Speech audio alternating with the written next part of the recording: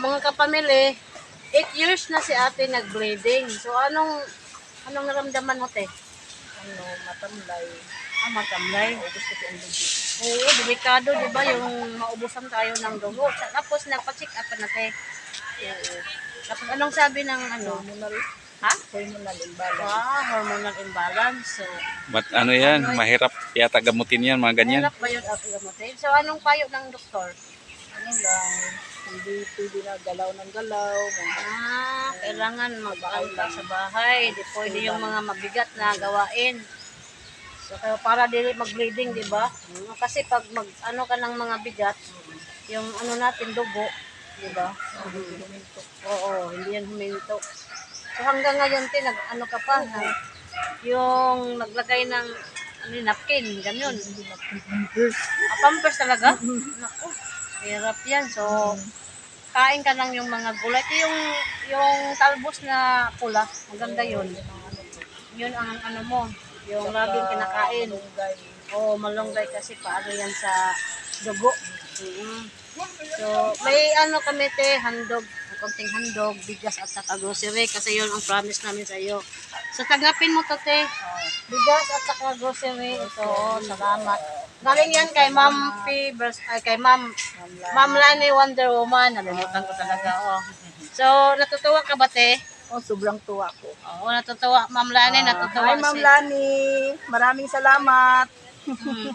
Maraming salamat daw, Ma'am Lani mo, sa kahit na, konti lang. At saka, natutuwa si ate, no?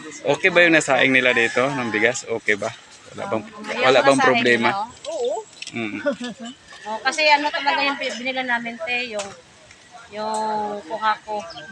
Para maganda. Kahit walang ulam, gulay lang. Pwede na. Sabi ba yung tawa sa gamos? Pwede na yun, no? Lagyan ng talbos, pwede na. Ulam na. Salamat talaga, Ma'am Lani, sa blessings na binigay mo.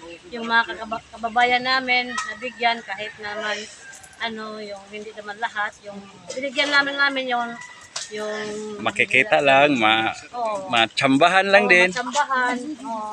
Yung makikita din natin na parang kailangan talaga nila ng bigas. Okay naman trabaho mister mo, ma'am? Nag-drive. Nag-drive. Yung mga anak mo, saan ba? Eskwela.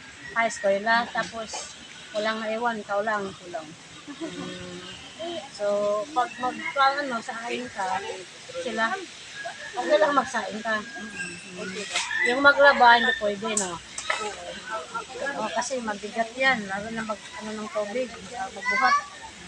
Buti naman, mabait si mister din. Umiinom pa si mister, umiinom.